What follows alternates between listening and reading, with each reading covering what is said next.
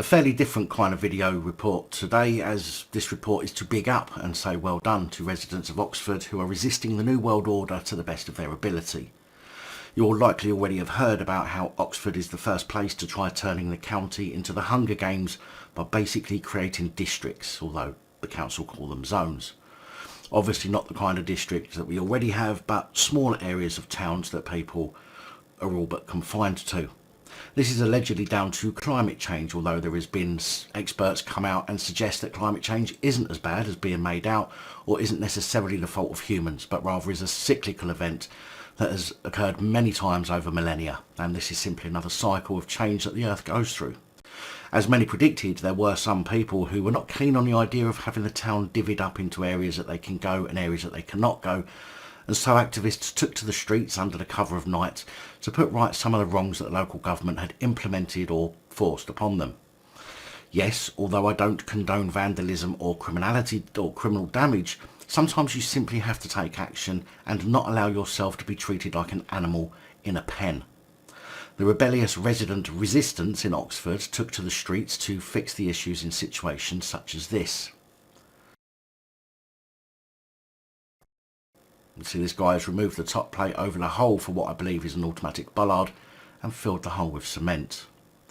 Although the bollard could also just have easily been removed prior to this, and the cement is to prevent a new one being put in place.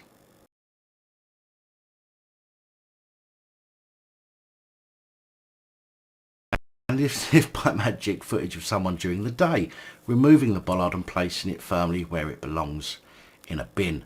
And this looks like the same junction, so I guess this could have been done earlier in the day and the other guy went out to fill the hole at night. Either way, well done. This is yet another manipulation of the public, much like I believe the mask mandates were and the rest of the COVID restrictions, which have been proven to have not really helped a whole lot anyway.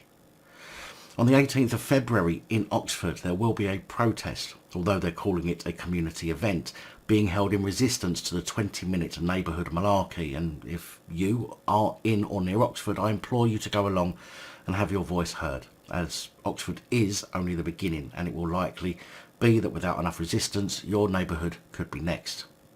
Acting after the fact is going to be much harder than being heard before and it's implemented in your area, so I think that people really need to stand up against this. In fact, one Oxford woman ripped the council a new one in a meeting where she compares Oxford to that of an open-air prison, saying that she knows because she worked in one. Okay, my name's Tara Beattie. Thank you for letting me speak today.